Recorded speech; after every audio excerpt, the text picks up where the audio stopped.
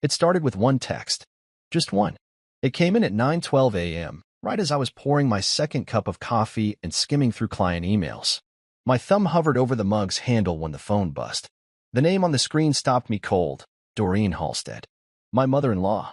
Not the warmest person on the planet, but we had maintained a civil, sometimes strained, mutual tolerance over the last 6 years. The kind of relationship that worked best in short bursts and with someone else always present. So a direct message from her already felt off. But it was the contents of the message that really carved a space into my chest. Hi Ryan, just a heads up, we won't have enough space for you at the Lake Valora retreat this year. Hope you understand. There was a heart emoji at the end, as if that somehow made it softer. I read it twice. Then again. I set the mug down carefully, afraid that my grip might betray me.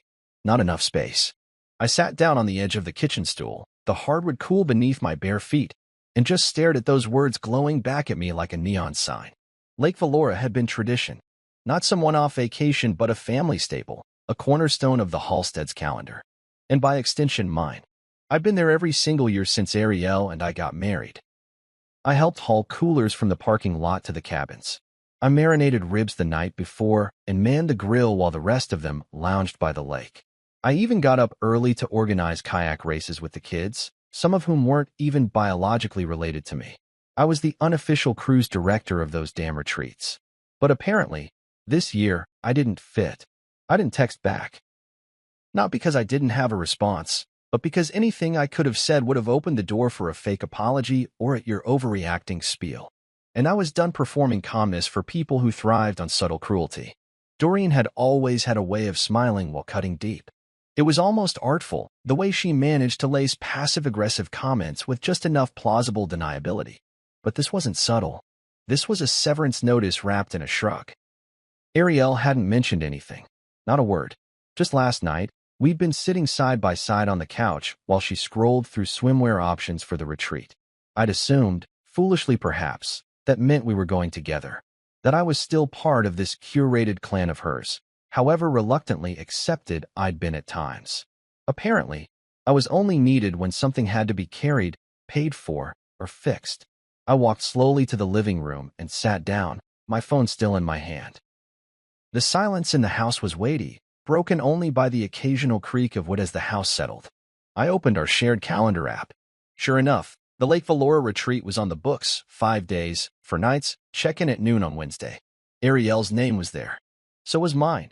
But clearly, someone had decided otherwise, and that someone had told Doreen. I started to scroll back through the past 6 years in my head. Every gathering. Every forced laugh. Every time I'd held my tongue when Ariel's brothers made those smug jokes about my career, about how I only worked in digital branding, while they chased venture capital and acquisition glory. Every time Doreen had asked when I was going to take the bar, as if my law degree wasn't valid until I became someone else. And I took it. I absorbed it all like a sponge, thinking that patience would win them over. That eventually they'd see what Ariel saw. But now, I saw it clearly. This wasn't just Doreen. This had Ariel's silence stamped all over it. Whether she agreed or not, she allowed it. She stood by while I was quietly cut from the guest list, and then sat next to me on the couch and shopped for bikinis like we were still a team. I leaned back against the cushions and stared up at the ceiling fan. The blade spun in lazy circles, completely indifferent to the shift in my reality. I was being erased.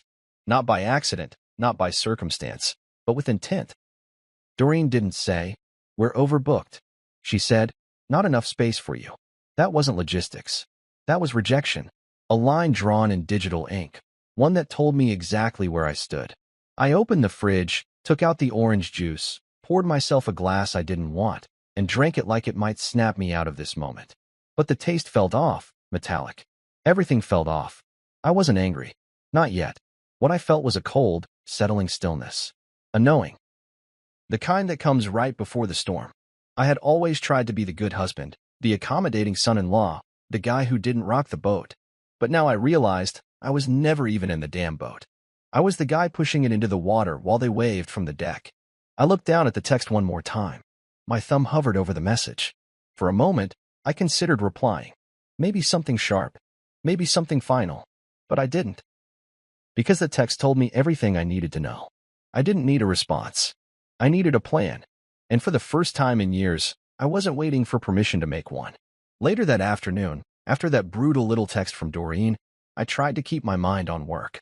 I sat in my home office, the one I designed to be a quiet retreat of its own, deep mahogany shelves, a walnut desk, soft filtered light through the blinds, but none of it felt peaceful today.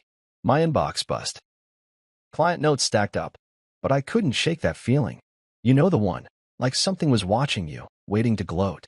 So I picked up my phone, aimlessly opened Instagram, and there it was. A story from Gavin Halstead, my charming, trust fund brother-in-law who still called himself a serial entrepreneur, despite having bankrupted 2 businesses and launched a podcast with 0 episodes. His smug face filled the screen, phone in one hand, champagne flute in the other, as he panned across a crowded table of printed materials and laughing voices. The caption hit like a slap. Excited for the biggest Halstead family retreat yet. 118 confirmed collision. My stomach flipped. I paused it, replayed it. Then again. This time, I zoomed in on the table beside him. There it was, a printed itinerary, neatly stapled, color-coded, Halstead Family Retreat 2024 typed in bold script across the top. I took a screenshot, zoomed in further. I could make out names, initials, a few half-visible cabin assignments, even a column labeled Activities. I scrolled through Gavin's other stories, someone doing a head count cheerfully, another of a map with pinned cabins, and finally, a toast with the words, to making memories with all our favorite people. Favorite people. I felt something in my chest deflate. Not just anger, something quieter, heavier. I tapped through each story again, but what I was really doing was looking for any sign, any excuse to tell myself this wasn't what it clearly was. But then I noticed the names.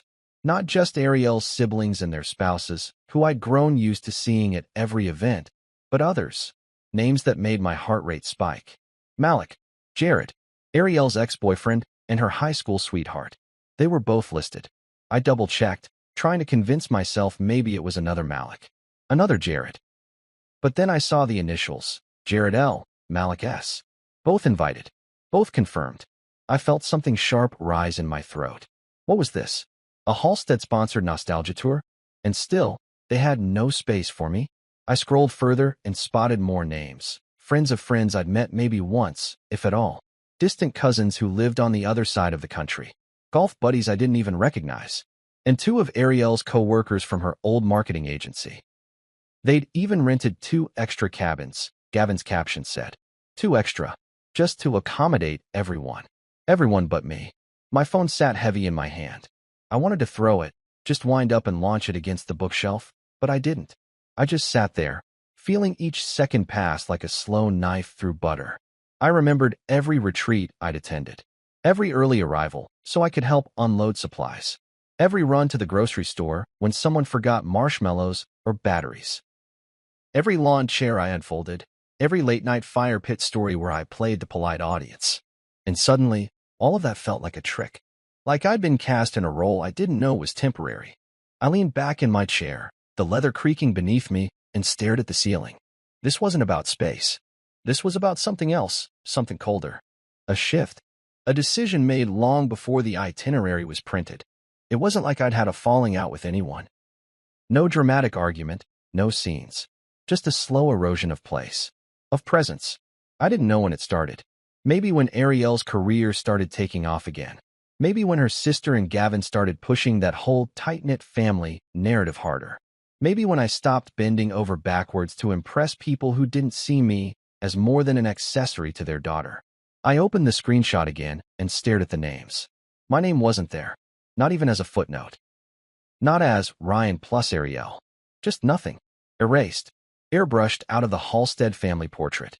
And what made it worse was that Ariel hadn't even flinched. Hadn't warned me. Hadn't prepared me. She just sat next to me last night, showing me bathing suits and talking about Esmores like we were still on the same team. That was the part that stuck like splinters under the skin. Her silence. Her ease with it. Like she'd accepted this new arrangement, maybe even helped design it. I thought about calling her. About asking her to explain. But deep down, I already knew the answer. She didn't think I'd react. She thought I'd smile through it like always. Be supportive. Stay behind and hold down the fort. The reliable husband. The one who didn't make waves. But they'd forgotten something. I don't make waves, I build tides. I don't yell, I act. And this felt like the moment. The kind you don't ignore. The kind where the right kind of silence can say everything louder than words ever could. So I didn't call. I didn't text. I didn't confront. Instead, I closed the Instagram app, set my phone down carefully, and turned to my laptop. I opened a new browser tab and typed Lake Valora Luxury Rentals. My fingers were steady. My jaw, not so much. This wasn't about revenge. It wasn't about being petty. It was about being visible again. To myself, if no one else. I'd played the part they handed me. I'd worn the mask, smiled at the table, laughed at their inside jokes that always had me sitting just outside the circle. But now I saw it for what it was. They hadn't forgotten me. They'd chosen to replace me. And that kind of clarity doesn't hurt, it burns. The kind that either turns you into ash or something sharper. I didn't confront Ariel that night. What would I have even said? Hey, your mother just surgically removed me from a family trip I've helped carry for 6 years. Care to explain? No, that would have given her an out, a chance to play confused, maybe even innocent. I wasn't looking for an explanation. Not anymore. Explanations are for people who assume they've been misunderstood. I hadn't been misunderstood. I'd been seen and dismissed. Fully, clearly, with intention. Ariel was moving around the bedroom, folding clothes into her sleek gray suitcase with the kind of purpose that said she'd already made peace with her decision. She was humming, faintly, like this was just another week, another escape from the city, another perfect Halstead photo op in their matching family hoodies. I watched her from the doorway, arms crossed, leaning on the frame like a man watching a stranger pack for a trip he was never invited on. Her back was turned to me, her hair in a loose braid, the kind she only wore when she was focused. She picked up a stack of bathing suits, smoothed them with a palm, and tucked them beside her sandals. "I've got packing to do," she said lightly, almost to herself, but loud enough that it doubled as a way to avoid conversation. She didn't ask me how my day went, didn't mention her mother's text, didn't even feign confusion over whether I was coming. She just moved with silent precision, sealing the distance that had been building between us in zippers and fabric. I stood there a moment longer, then turned and walked to the kitchen. The house was quiet, but my mind was a storm. I opened the fridge, stared into it like I might find something comforting there, but all I saw was leftover stir-fry and an unopened bottle of sparkling cider from our anniversary. The one I bought that she forgot to chill. I closed the door and rested both hands on the cool marble island. This kitchen, this was the place where I'd cooked for her family when they stopped by unannounced.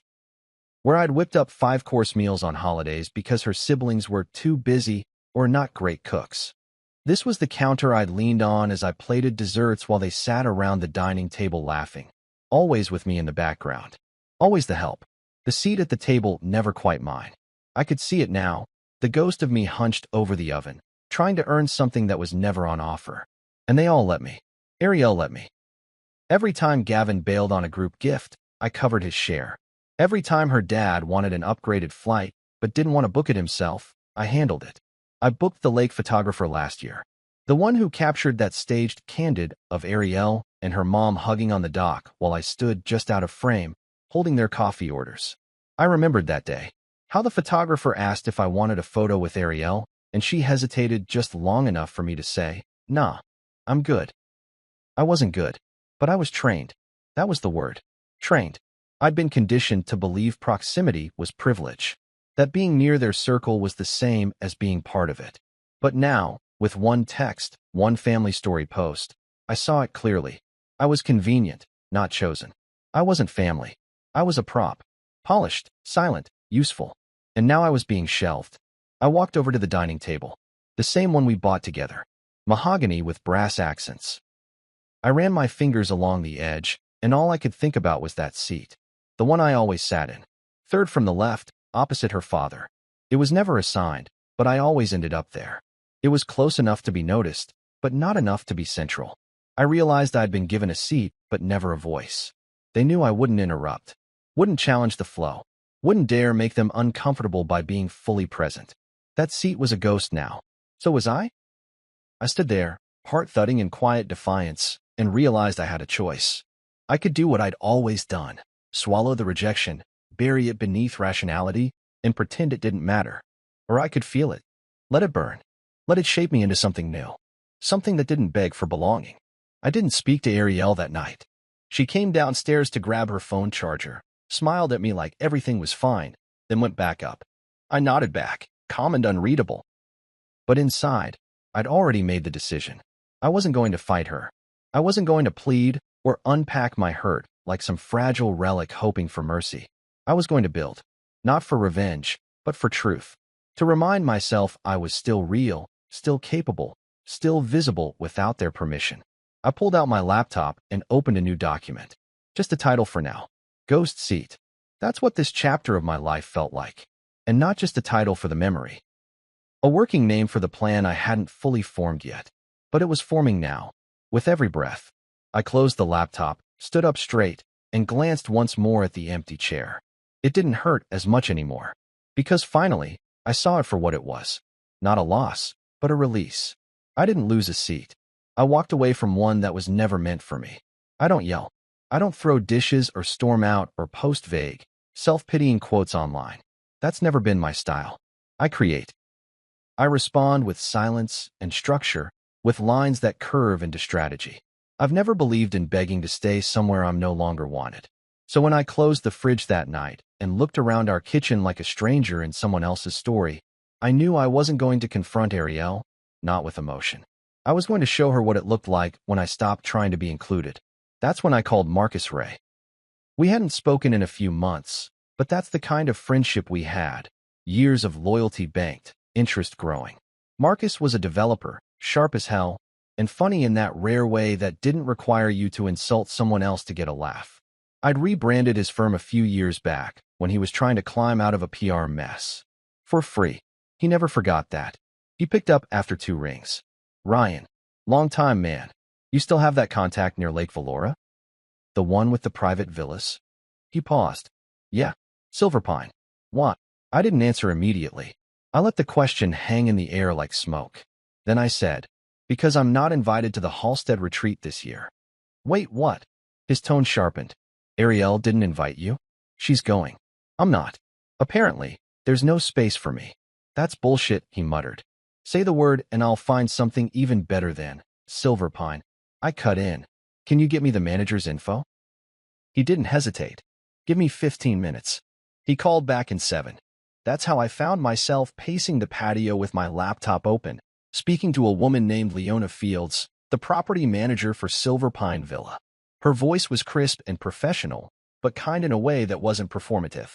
I liked her instantly. She didn't talk down or over-explain, she got straight to it. Silver Pine is lakefront.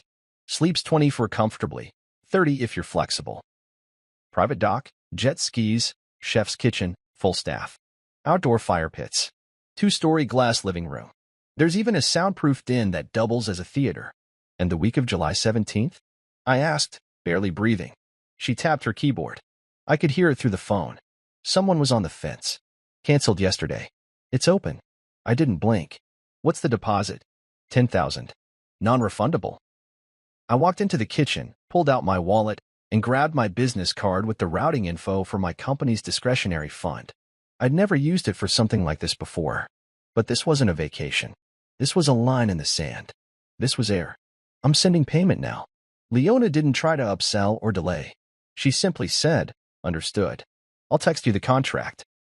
By the time Ariel zipped up her second suitcase upstairs, I had confirmation in my inbox and a digital key to the gate of a private estate 10 minutes from the Halstead family compound. She was packing outfits for a retreat that was no longer the center of gravity in my world. I was already building my own. I poured myself a bourbon, just 2 fingers, and sat on the couch in the same spot where Ariel had once flipped through vacation photos from the last Halstead trip. Photos where I stood behind the group, blurry, always holding something for someone else. Now I was picturing something different. Silver Pine, quiet in the early morning mist, my own friends walking down to the dock with coffee, laughter echoing over the water, not forced, not rehearsed. Real, mutual. I leaned back against the cushions and let the weight of it settle over me. This wasn't about making them jealous. This wasn't some theatrical revenge play. This was about control. About reclaiming a space where I didn't have to prove my worth with effort or humility. It was about showing myself I could be the architect of something beautiful, even if no one clapped for it. When Ariel came downstairs an hour later to get her chargers and toiletries, I was calm. She asked what I wanted to do for dinner. I told her I wasn't hungry. She kissed my cheek and said, "I'll call you when we're on the road." I nodded. That was it. No tension, no drama. Just another moment where silence stood in for understanding. But in my mind, the scaffolding was already up. Silver Pine wasn't just a property. It was a message. It said I didn't need to crash their party. I could throw something of my own. And the difference? The people I'd invite would actually want me there. I opened my notes app and started drafting a list. Not just names. People. People who had shown up. Not out of obligation, but out of respect. My two cousins from Florida, Alton and Jamie, both hilarious, both loyal. Marcus, obviously, and his wife Dree, who always asked how I was holding up when she saw me with Ariel's family. Elijah, my business partner, whose photography had just gone viral and who never once let success cloud his loyalty. My old law professor, Yvette Sloan, who had taken me under her wing when I nearly dropped out. And one wild card, Denise. Ariel's college roommate. The one person from her side who always asked if I needed anything when the room went cold. Denise once pulled me aside during a family dinner and whispered, "They don't see you, but I do." I never forgot that. If she was free, I wanted her there. Not as a spy, not as leverage, just as someone who knew how to sit beside you without judgment. I stared at the list and felt something I hadn't in a long time. Steadiness. Not the shaky, aching kind of resolve that comes from pain, but the rooted kind. The kind that doesn't flinch when someone else tries to shrink you. I sipped my bourbon, tapped out a few messages, and smiled to myself. Ariel could pack her curated outfits and her lake sandals. Doreen could rehearse her little talking points. Gavin could update his Instagram story every hour on the hour. It didn't matter anymore. Because while they were stacking old rituals, I was building something new. And this time, it would have space for me. I didn't need to advertise. I didn't need matching shirts or a branded hashtag. What I was building wasn't for show. It was for something deeper, something real. As I sat on the edge of the bed that night, Silver Pine's confirmation email glowing on my screen, I began the work. Quiet, precise, intentional. I wasn't going to fill the villa just to make it look full. I was going to invite the kind of people who knew what it meant to make someone feel seen. People who had sat with me during hard seasons, celebrated my wins even when they were in the middle of losses, and never once made me prove I belonged. I started with my cousins, Alton and Jamie. Florida boys, loud in the best way, with hearts like anchors. We didn't talk every week, but when we did, they always asked about my mental health before my job. I sent them a simple message. Lake Valora, Silver Pine Villa. July 17th to 21st. Private dock. Good food. No drama. You in? Alton replied with a gif of someone packing in fast motion. Jamie followed up with, "I'll bring the speakers and the cigars." Next was Marcus, obviously. He already knew. And his wife, Dree, who once called Ariel out, gently but clearly, for speaking over me during dinner. I'd never seen someone do it so effortlessly. Dree didn't raise her voice. She just leaned forward, looked Ariel dead in the eyes, and said, "Let him finish." That was 2 years ago. Ariel never forgot it. Neither did I. Then I thought of Dr. Yvette Sloan, my old professor, my unexpected mentor. When I was drowning in my second year of law school and ready to quit, she pulled me into her office, closed the door, and told me the story of how she almost did the same. She didn't coddle me. She made me see the strength I'd been ignoring. I hadn't spoken to her in a year, but I knew she'd come if I asked. I sent the invite with a little hesitation, not because I thought she'd say no, but because I knew her presence alone would make this real. When she replied an hour later with "Send me the address. I'll bring wine and a good book," I felt something shift in my chest, like the foundation was setting. Elijah was next. My business partner, my creative opposite, the guy who could turn a parking lot into a photo shoot and had done so more than once. His star was rising fast. A recent photo series he shot went viral. People called it haunting, beautiful, timeless. But despite the newfound spotlight, he stayed grounded. He still checked in, still split everything 50-50 without flinching. He didn't just believe in my work, he believed in me.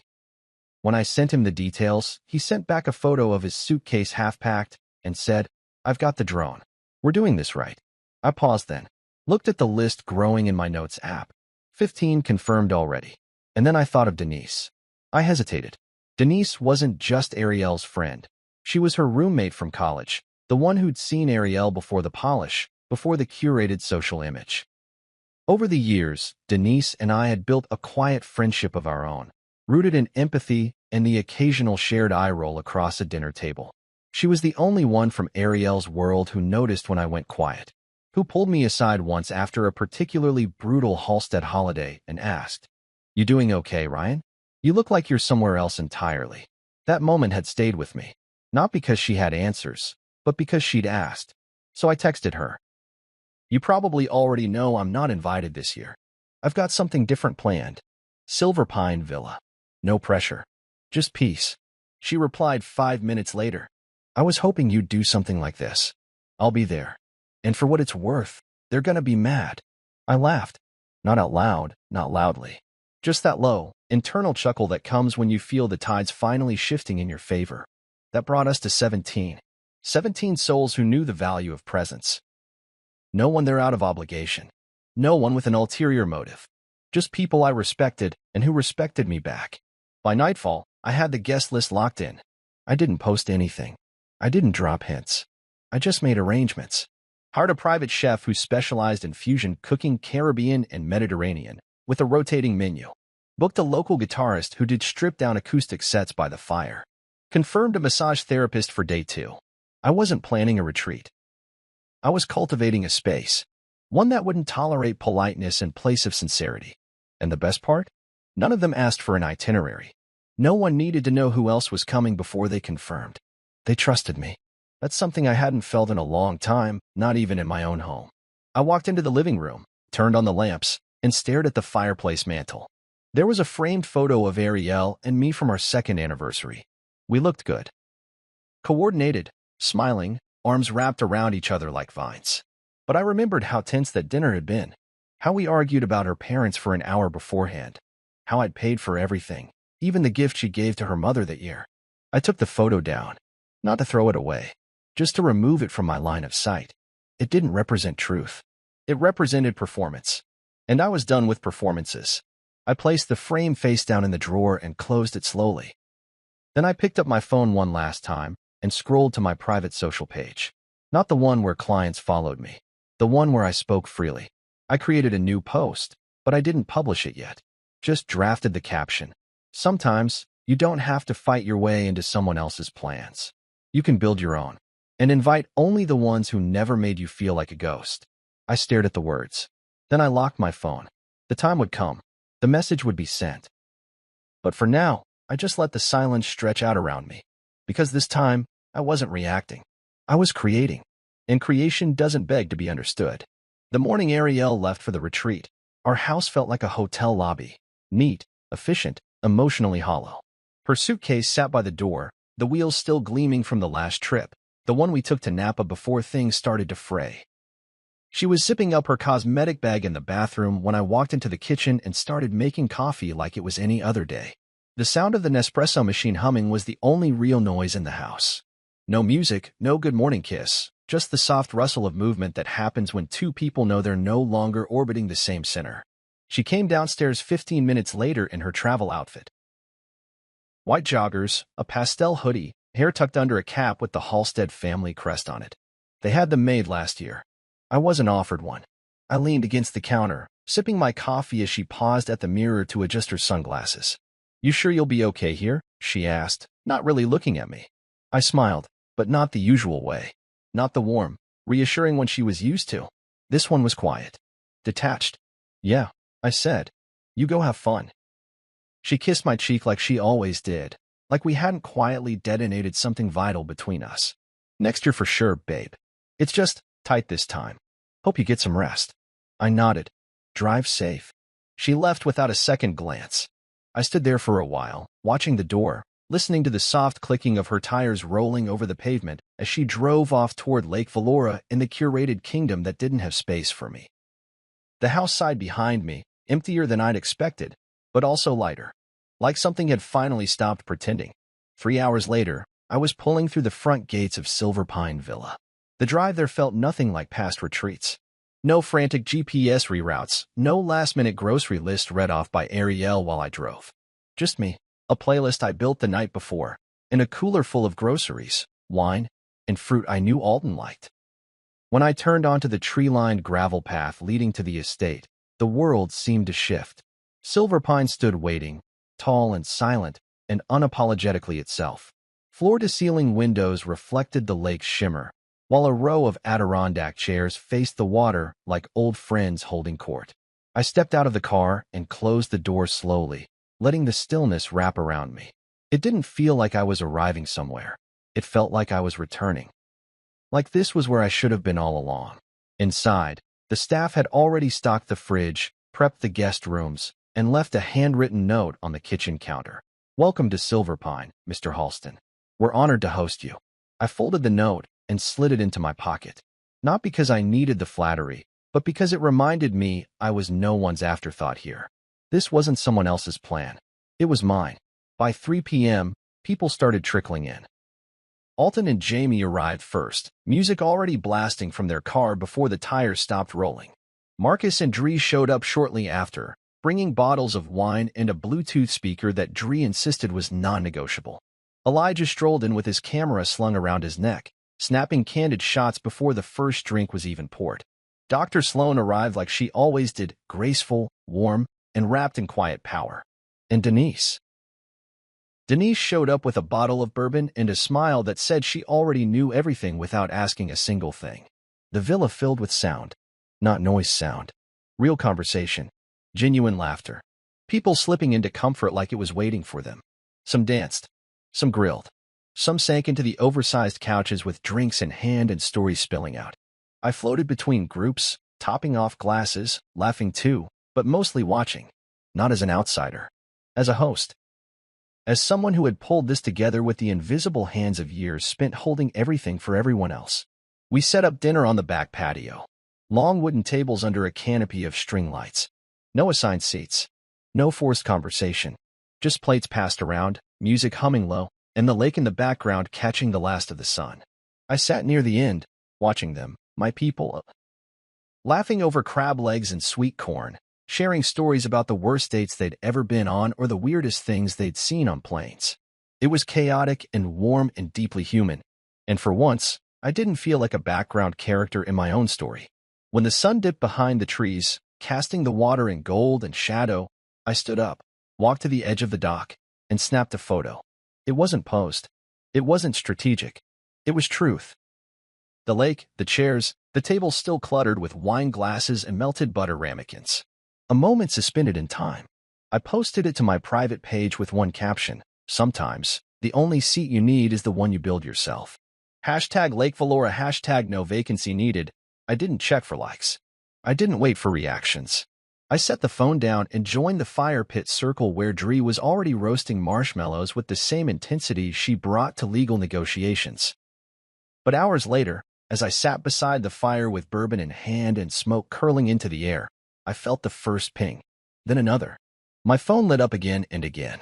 The reaction had begun, and I said nothing. I just smiled, not because I was being petty, but because silence, when it follows truth, speaks volumes.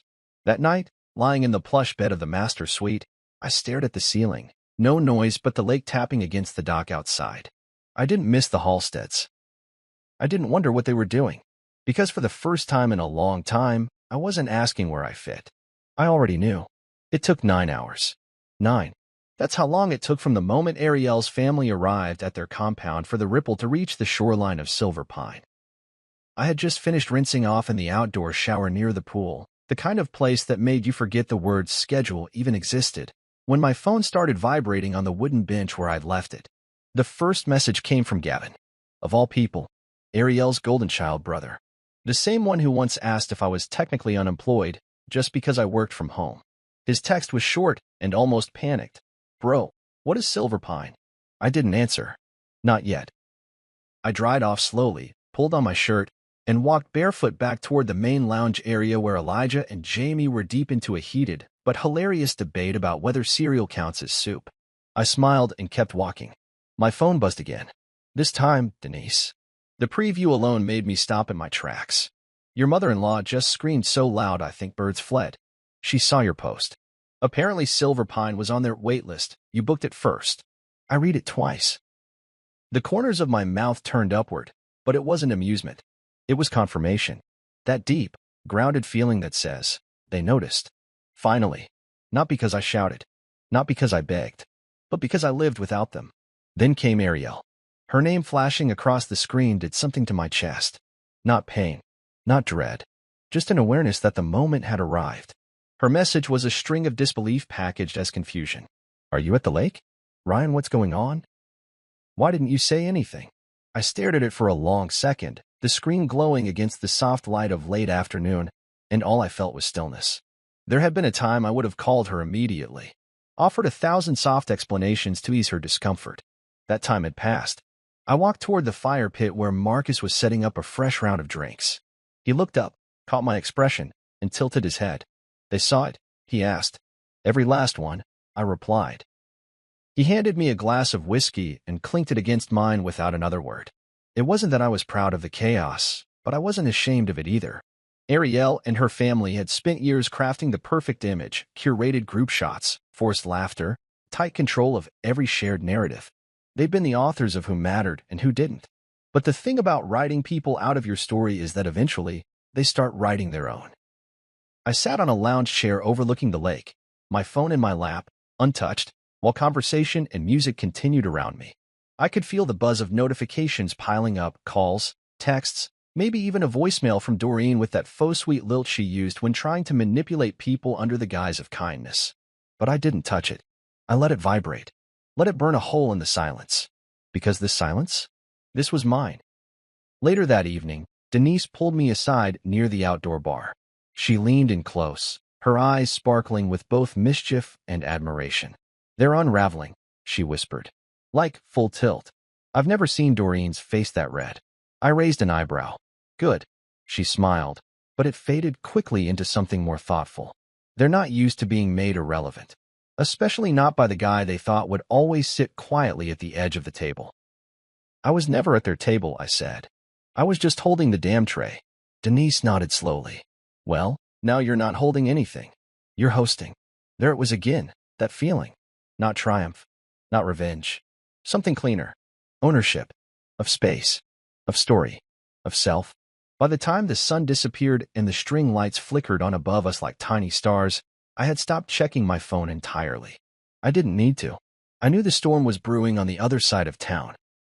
Knew they were probably scrambling, Doreen barking orders, Ariel pacing with that nervous energy she tried to hide behind smiles. I could picture them perfectly, rattled by the fact that I didn't show up begging, but instead hosted a weekend so effortlessly elevated it made their biggest Halstead retreat ever look like a middle school camping trip. And I did it without a single word of protest. That night, over roasted vegetables and grilled sea bass, Elijah raised a toast.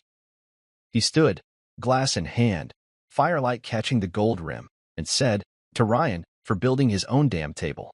The group erupted in cheers. I didn't stand. I just smiled and let the sound wash over me. They weren't clapping because I'd made someone else angry. They were clapping because I'd finally chosen myself. After dinner, I walked down to the water alone. The lake was calm, dark and reflective, like glass waiting for a single ripple. I sat at the It's the sound of someone finally choosing silence. The next morning, I was leading a meditation by the water, not because I'm some guru or spiritual influencer, just because it felt necessary. Something about giving everyone space to breathe on their own terms. No talking, no commentary, just presence. The lake was still, a smooth sheet of silver under the early sun. We sat in a loose semicircle, everyone with a towel or cushion, eyes closed, back straight, the air cool and clean like the world had just been rinsed. It felt sacred. Even Jamie, who couldn't sit still for 5 minutes on a normal day, had his palms up and his face tilted toward the sky. That's when I heard the tires on gravel. It wasn't loud, just subtle enough to slice the stillness. A slow, rolling crunch that didn't belong here. I opened one eye and glanced toward the driveway. A black Range Rover was making its way up the curve, tinted windows, polished exterior. Familiar. Unwelcome. I rose to my feet without saying a word, brushing off my hands. The others stayed seated, unsure whether to look or stay focused. But Marcus stood, too. He followed me with slow, measured steps as the car rolled to a stop beneath the curved wooden sign that read Silver Pine. The doors opened in perfect, synchronized frustration. Doreen stepped out first, in a pressed cream sweater and slacks, like she was headed to a brunch she expected to be admired at. Frederick followed, stiff in posture, the kind of man who thought volume and tone were the same thing as authority. They looked around, eyes sweeping over the villa, the dock, the tall pines guarding the property, the sound of acoustic guitar faint in the distance from Elijah's early morning playlist. And then Doreen spotted me.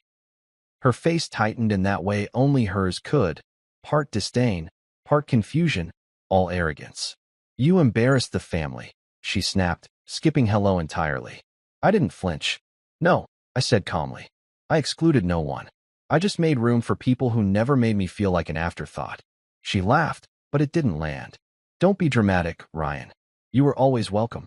It's just that you sent me a text saying there wasn't enough space." I interrupted. There was no confusion. There was clarity. And clarity is a gift. Frederick stepped forward now, ever the one who believed he was the voice of reason.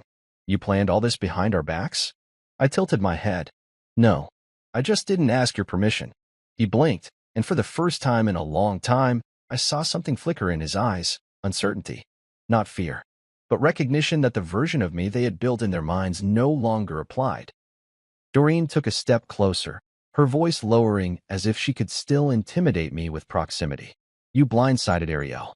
She left without asking if I was coming, without mentioning your text, without acknowledging how wrong it was. That's not being blindsided, that's being dismissed. I just chose not to sit quietly with it." Behind me, I could hear Marcus shifting his weight, silent but steady, like a wall at my back. The others were still near the lake, some watching now, but from a distance, respectful. This wasn't a spectacle. This was a reckoning. Doreen looked around again, slower this time.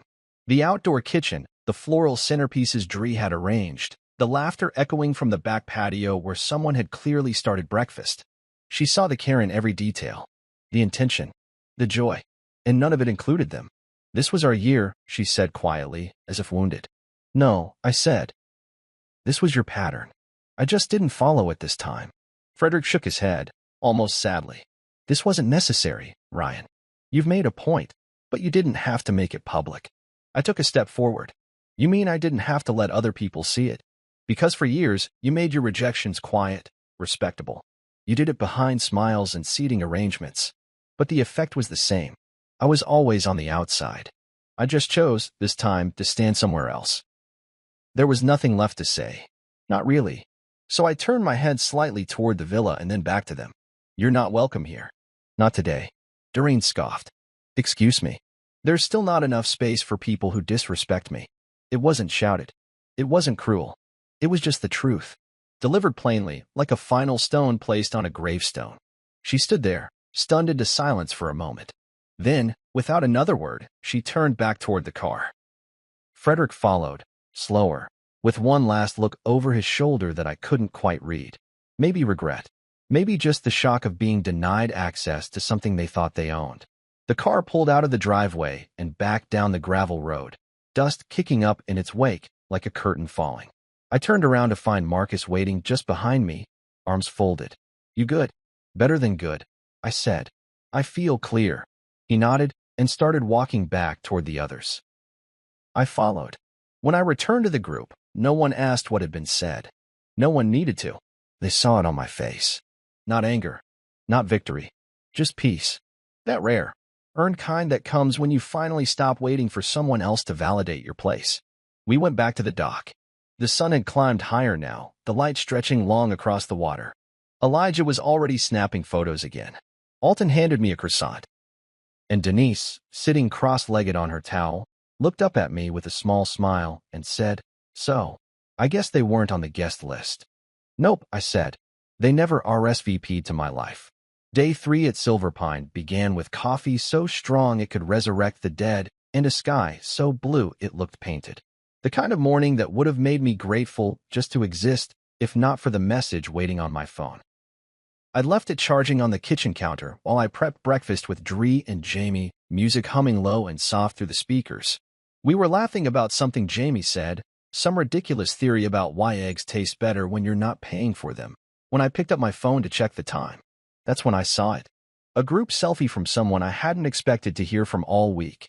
Lisa, one of Ariel's old friends. The image was bright and overexposed, taken in front of a fire pit that looked a lot like the one outside the Halstead family lodge. I tapped it open, squinting past the glare, and there they were, right in the center of the photo, standing like they belonged, Malik and Jared. I stared for a long time, trying to convince myself it wasn't what it looked like. But it was exactly what it looked like. Malik, Ariel's college boyfriend, the one with the smooth charm and chaotic ambition she used to describe as exhausting in a good way, was grinning with a solo cup in hand. And Jared, the high school first love, the one she still followed on social media under the pretense of he's part of the community, had his arm slung casually over someone's shoulder like he'd been in the family for years. My stomach sank, slow and heavy, like wet concrete. I zoomed in, hoping I was wrong. But the longer I looked, the worse it got. They weren't background filler. They were center stage. The kind of placement that only happens when you're meant to be seen. I looked closer. Malik's wristband matched the ones the Halsteads handed out at their events. Those little fabric bands with the year and retreat name woven into them. Jared had one too. No mistake. They were invited. Welcomed. Given a cabin and a key and a smile. I sat down at the kitchen island, the laughter around me fading into a low, indistinct murmur. I remembered the conversation Ariel and I had 2 years ago, back when we were still pretending nothing was cracked. I'd asked her plainly, carefully, have you ever had emotional moments with them? Not cheating, just emotional. She'd looked me dead in the eyes and said, no, never. Why would you even ask that? But I remembered how she flinched when I asked. How her voice tightened just a little too fast. And how afterward, she kissed me like she was trying to erase the question rather than answer it. I'd believed her. Or rather, I'd chosen to. Now I knew better. Now I saw the truth wasn't always spoken. It was curated, crafted, wrapped in soft tones and distracted kisses. The kind that kept you close just long enough for their world to rotate without you. The retreat wasn't about family. It wasn't even about tradition. It was about nostalgia. Ariel wasn't just retreating to the lake. She was retreating to a version of herself that didn't include me. A carefully arranged museum of her past where I had no exhibit. They weren't building forward. They were reassembling backward. And I was inconvenient to that narrative. I didn't tell anyone at the villa what I'd seen. Not immediately. I just stood up, walked outside, and let the lake air hit my face. The breeze was cooler now, shadows stretching longer across the ground, the scent of cedar and firewood lingering from the night before. I took a slow breath and let it settle in my chest like an anchor. I wasn't angry. Not in the explosive, shout until your voice breaks way. What I felt was quieter, more dangerous. The kind of clarity that makes every step feel measured and irreversible. They had replaced me with ghosts, with men who weren't her future, but helped her remember who she used to be. I pulled out my phone again, not to reply, but to look.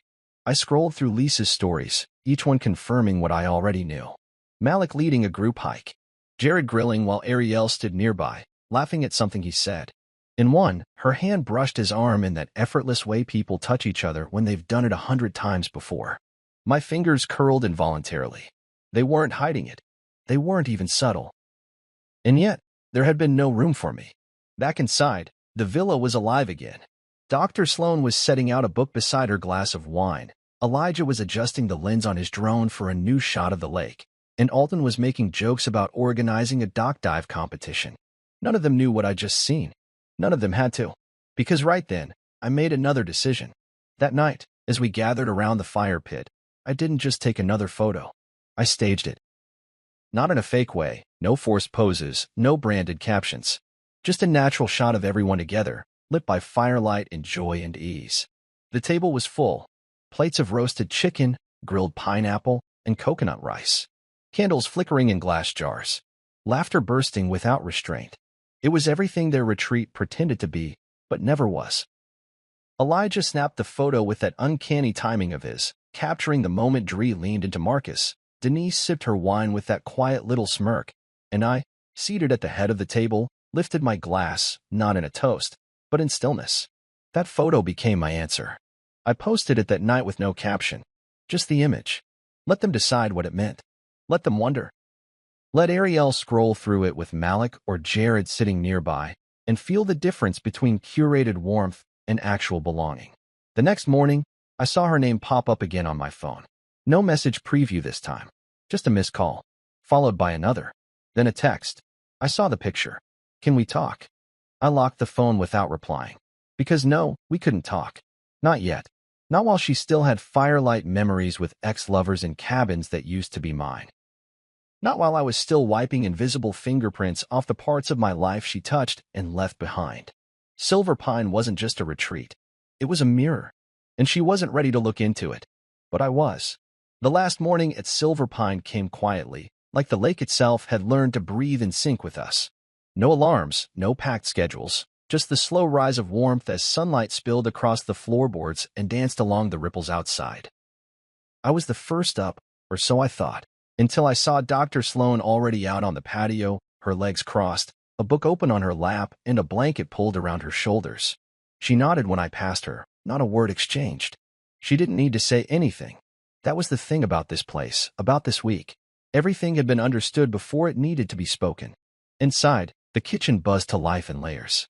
Jamie humming as he pulled out the last of the eggs. Alton talking to himself while making a French press so strong it could strip paint. Marcus wandering through barefoot with a fresh towel slung over his shoulder. And then Denise, yawning behind her mug, stretching with a smile that said she hadn't slept that deeply in years. The energy was full, but soft. No urgency, no pressure, just belonging. People took turns cooking breakfast without coordination, like it had been choreographed in some unspoken agreement. I scrambled eggs. Dree sliced fruit. Elijah grabbed his camera and captured a few last-minute candid shots, the kind that freeze time without trying. There were no posed group photos, no matching outfits, just toast popping, bacon sizzling, and the occasional call from someone asking where the cinnamon went. When we finally sat to eat, plates balanced on laps, seats claimed with easy laughter, I looked around and felt something click into place. I hadn't expected this. Not all of it. Maybe a few kind affirmations. Maybe some polite solidarity. But not this level of truth. That's what it was. It wasn't about the setting. It wasn't even about the exclusion that sparked it. It was about finally constructing a space where I could simply exist, not as an extension of someone else, but as myself. People started asking before noon. We doing this again next year? Alton asked with his mouth full of toast. Dree raised her hand like she was registering for a seminar. Absolutely. Jamie said, Silver Pine Part 2, only bigger. I'll bring a DJ. Elijah just smiled, tapping the corner of his glass. I'll bring the drone again, but next time I want sunset yoga on the dock. I didn't give them an answer at first. I just let them talk, let them imagine. But something in me already knew we weren't returning to Silver Pine just once. We had started something that belonged to us now. Not to tradition, not to bloodlines, not to people who needed control to feel connected. This was a new foundation, and we built it with intention. We packed up slowly, everyone doing their part. No frantic rushing, no snappy instructions. Just a quiet agreement to leave the place better than we found it. By the time the final cars were loaded and the last set of keys turned in, I stood on the steps alone for a moment, taking one last look at the villa. It didn't feel like an escape anymore. It felt like a beginning. The drive home was quieter than the one that brought me there. No tension in my chest.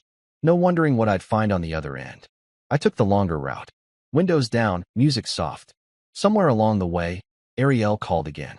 I didn't answer. I didn't need to. She'd left one voicemail already, her voice carefully pitched, anxious, but controlled. Hey, I saw the pictures. I feel like we need to talk. I didn't know you were planning something. I didn't know this would hurt you so much. Can we sit down when you're back? That line. I didn't know it would hurt you so much. It wasn't an apology. It was a confession of distance. The kind that explains everything without explaining anything at all. When I got home, she was already there.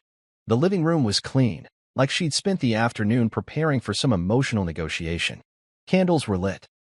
The same playlist she used to play when she wanted to ease into a hard conversation was humming in the background, singer-songwriter stuff with too many metaphors. She sat on the edge of the couch, back straight, eyes expectant. I set my keys on the counter and didn't sit. We need to talk, she said. I nodded. We do. She gestured to the seat across from her. Please. I sat, but not to indulge her. Just to finish the part of this story I'd left open. She started slowly. I didn't mean to make you feel excluded. I just thought you needed space. No, I said. You didn't think about me at all. Her eyes flicked downward, then back up. That's not true. You let them tell me I wasn't invited. You didn't defend me. You didn't even warn me. And then I found out Malik and Jared were there. She winced. It wasn't about them. Yes, it was, I said, calm and unshaken. It was about the version of your life you wanted to feel connected to. A version that didn't have space for your husband. I didn't know it would hurt you so much, she whispered again. And that's the problem, I replied. You never noticed the hurt. You just assumed I'd absorb it. Her shoulders sagged, and for once, she didn't reach for justification. So what now? I didn't hesitate. I pulled a single sheet of paper from my bag and placed it on the table between us. Printed on it, in bold at the top, were the words, Silverpine 2025, guests only. Below it were 17 names. Confirmed. Committed. Her eyes scanned it, lips parting just slightly. You're planning it again? I'm building it again, I said. But it's not a reaction anymore. It's a tradition now. One that's built on mutual respect and truth. She looked up at me, searching for some version of the man she used to direct, to shape. But that version wasn't home anymore. I had walked away from that role. Not angrily. Not bitterly. Just permanently. Her voice broke the silence. Am I on the list? I didn't answer. I stood, walked to the doorway, and turned back only once. This was the year I stopped chasing inclusion, I said. Next year, I only make room for people who never asked me to shrink. She didn't follow, didn't plead, and that told me everything I needed to know. I left the room. I left the conversation, and I walked forward, toward a life that finally had space for me.